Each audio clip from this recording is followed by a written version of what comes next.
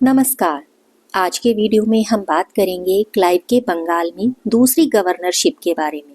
हम जानेंगे कि जब लॉर्ड क्लाइव को भारत भेजा जाता है उस समय यहाँ की स्थितियाँ क्या थीं, उसने इन स्थितियों को कैसे टैकल किया, बंगाल में द्वैध शासन प्रणाली, इस द्वैध शासन प्रणाली का औचित्य और इस प्रणाली के दोष के महत्वपूर्ण बिंदुओं को आज के वीडियो में समाहित किया गया है। तो शुरू करते हैं। लॉर्ड क्लाइव ने भारत में अंग्रेजी साम्राज्य की नींव रखी थी। अतः जब ब्रिटिश साम्राज्य को सुदृढ़ करने का अवसर आया तो ब्रिटिश सरकार ने क्लाइव को दोबारा ब्रिटिश प्रदेशों का गवर्नर जनरल नियुक्त किया और भारत भेजा। क्लाइव के आगमन के समय भारत की राजनीतिक स्थिति बहुत ही अस्त व्यस्त थी। बंगाल का प्रशासन पूरे तरीके से भ्रष्ट था और अकार्यकुशल हो चुका था। ईस्ट इंडिया कंपनी का व्यापार कर्मचारियों की अयोग्यता के कारण ठप हो रहा था। अतः क्लाइव के सामने इन स्थितियों से निपटने और इन स्थितियों में सुधार करना सबसे बड़ी चुनौती थी। इसके लिए अवध के नवाब से उसने संधि की। भारत आने के बाद क्लाइव का पहला काम परास्त शक्तियों के साथ संबंधों को निश्चित करना था। इस कार्य के प्रथम चरण में उसने अवध के नवाब सुजाउद्दौला से इलाहाबाद में 16 अगस्त 1765 को एक संधि की। इस संधि के महत्वपूर्ण प्रावधान थे: पहला, नवाब इलाहाबाद तथा कड़ा के जिले सम्राट शाह आलम को देगा। दूसरा, नवाब युद्ध की क्षतिपूर्ति के लिए कंपनी को 50 लाख रुपया देगा। तीसरा, नवाब बनारस के जागीरदार बलवंत सिंह को अपनी जागीर वापस कर देगा। और चौथा, कंपनी नवाब की सीमाओं की रक्षा के लिए सैनिक सहायता देगी और इस सहायता के बदले नवाब कंपनी को धन देगा। फिर सम्राट शाह आलम से संधि। अगस्त 1765 में ही क्लाइव ने मुगल सम्राट शाह आलम से भी संधि की। इस संधि के अनुसार शाह आलम को ब्रिटिश संरक्षण में ले लिया गया था। इलाहाबाद तथा कड़ा के जिले शाह आलम को मिल गए थे और शाह आलम ने एक शाही फरमान के द्वारा बंगाल, बिहार और उड़ीसा की दीवानी कंपनी को स्थायी रूप से दे दी थी। फिर बंगाल में द्वैध शासन प्रणाली यानी dual system in Bengal. Clive ने बंगाल की कठिन समस्या के समाधान के लिए द्वैध प्रणाली को प्रस्तुत किया। इस प्रणाली के तहत क्लाइव ने नवाब को नाम मात्र का शासक बनाकर वास्तविक सत्ता कंपनी को सौंप दी। फरवरी 1765 में नवाब ने बंगाल के सूबे की निजामत यानी कि सैन्य व्यवस्था कंपनी को सौंप दी और अगस्त 1767 में शाह आलम ने कंपनी की दीवानी भी सौंप दी। इस प्रकार कंपनी के हाथों में निजामत और दीवानी दोनों आ गई। हालांकि कंपनी वास्तविक सत्ता की स्वामी बन गई, लेकिन कानून की दृष्टि से नवाब ही बंगाल का शासक बना रहा। इस व्यवस्था को द्वैध प्रणाली की संज्ञा दी गई, अर्थात दो शासक, एक कंपनी और एक दूसरा कौन शासक, नवाब। इस प्रणाली का मुख्य उद्देश्य यह था कि प्रकट में ऐसा ना लगे कि कंपनी का बंगाल पर कब्जा हो गया है। इस प्रकार द्वैध शासन से अंग्रेजों को वो सब कुछ मिल रहा था जो उन्हें चाहिए था। अब इस द्वैध शासन प्रणाली का औचित्य क्या था? पहला, यदि प्रत्यक्ष रूप से कंपनी बंगाल की सत्ता अपने हाथ में ले लेती तो उसे यह लगता कि कंपनी ने बंगाल पर कब्जा कर लिया है। इसके फलस्वरूप संभवतः कंपनी को बहुत बड़े स्तर पर जन आक्रोश का सामना करना पड़ता।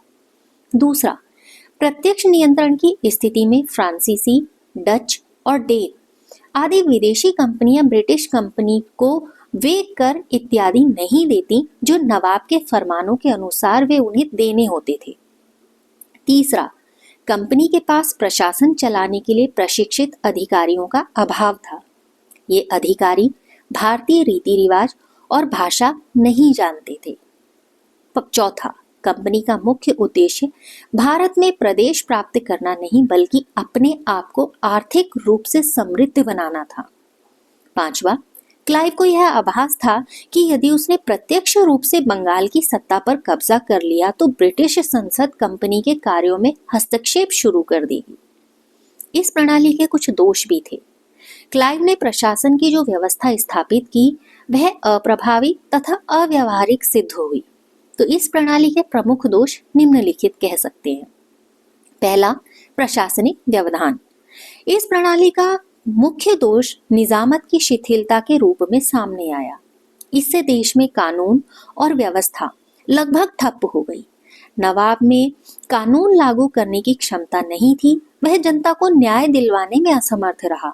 दूसरी तरफ कंपनी ने किसी प्रकार के उत्तरदायित्व को स्वीकार करने से मना कर दिया। प्रशासन में हर जगह भ्रष्टाचार छा गया। इस प्रकार पूरे सूबे में कानून और व्यवस्था की स्थिति बहुत ही शोचनीय हो गई थी। दूसरा, कृषि का ह्रास होना। बंगाल की उन्नत कृषि व्यवस्था अब चौपट हो चुकी थी। अधिक बोई जाने वाली वो प्रतिवर्ष कर एकत्र करके भार सौंप दिया जाता था। कृषक से लगान वसूल करने के लिए उन पर अमानवीय अत्याचार किए जाते थे और जल्दी ही शीघ्र ही कृषक समुदाय खेतीबाड़ी छोड़कर लूट मार में लग गया। 1770 में भीषण अकाल पड़ा, लेकिन कर वसूल करने वाले ब्रिटिश नुमाइंदों का जुल्म कम नहीं हुआ। तीसरा, व्यापार और वाणिज्य का ह्रास होना। कृषि के ह्रास का व्यापार और वाणिज्य दोनों पर बुरा प्रभाव पड़ा। 1717 से ही अंग्रेजों को बंगाल में बिना कोई कर दिए व्यापार करने की अनुमति थी। धीरे धीरे कंपनी का व्यापार पर लगभग एकाधिकार हो गया और बहुत से भारतीय उद्योग बंद हो गए थे। चौथा, उद्योगों का ह्रास होना। इस प्रणाली से सबसे ज्यादा हानि बंगाल के कपड़ा उद्योग को हुई।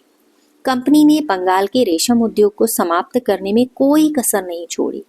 तो उल्लेखनीय है कि बंगाल के रेशम उद्योग से इंग्लैंड के रेशम उद्योग को भी क्षति पहुंची थी। कंपनी ने रेशम के कारीगरों को कंपनी के लिए काम करने के लिए बाध्य किया।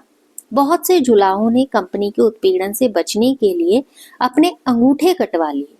रेशम के इन कुशल कारीगरों को दासत्व की स्थिति तक पहुंचा दिया गया। इसके बाद क्लाइव के द्वारा कुछ प्रशासनिक सुधार भी किए गए जो महत्वपूर्ण श्रेणी में आते हैं। क्लाइव ने सैनिक और असैनिक दोनों ही क्षेत्रों में सुधार किए।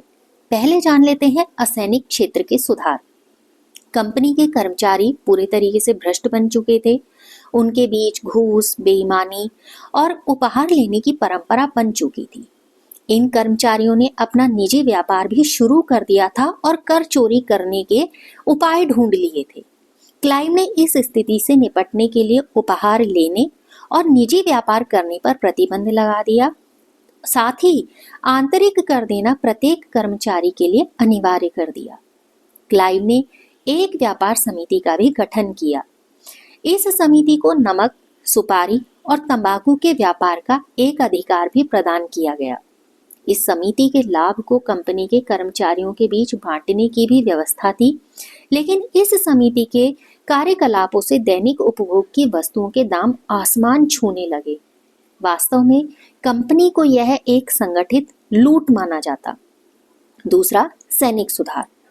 सैनिकों को पहले केवल युद्ध काल में ही विशेष भत्ता मिलता था, लेकिन मीर जाफर के शासन काल में यह शांति काल में भी मिलने लगा। आगे चलकर यह सैनिकों के वेतन का भाग बन गया। इस दोहरे भत्ते से कंपनी का अनावश्यक वित्तीय भार बढ़ना तय था। अतः क्लाइव ने जनवरी 1766 में इस दोहरे भत्ते को भी समाप्त कर दिया। अब यह भत्ता केवल उन सैनिकों को ही मिलता था जो बंगाल और बिहार की सीमा से बाहर काम करते थे। अब जान लें मूल्यांकन के बारे में। क्लाइव के मूल्यांकन के संदर्भ में कुल मिलाकर क्लाइव के संबंध में हम यह कह सकते हैं कि वह भारत में ब्रिटिश साम्राज्य का वास्तविक संस्थापक था। उसने जल्दी ही ईस्ट इंडिया कंपनी, जो कि एक व्यापारिक संस्था थी, उसको एक प्रादेशिक संस्था बना दिया था। उसने बड़ी ही चतुराई से अपने प्रतिद्वंदी डुप्ले को हरा दिया। फ्रांसीसियों के विरुद्ध अरकाट को घेरना, जो कि 1751 की घटना थी, उसकी एक महत्वपूर्ण योजना थी। इसके बाद कर्नाटक से फ्रांसीसियों का सफाया हो गया।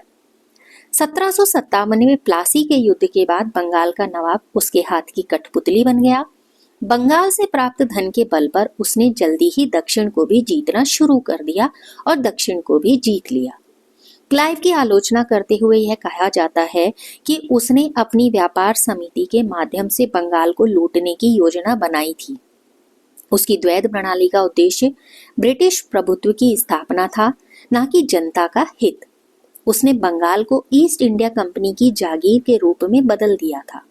वह एक सफल राजनीतिज्ञ नहीं माना जा सकता क्योंकि उसके कार्यों से सर्वत्र अव्यवस्था ही फैली, व्यवस्था नहीं।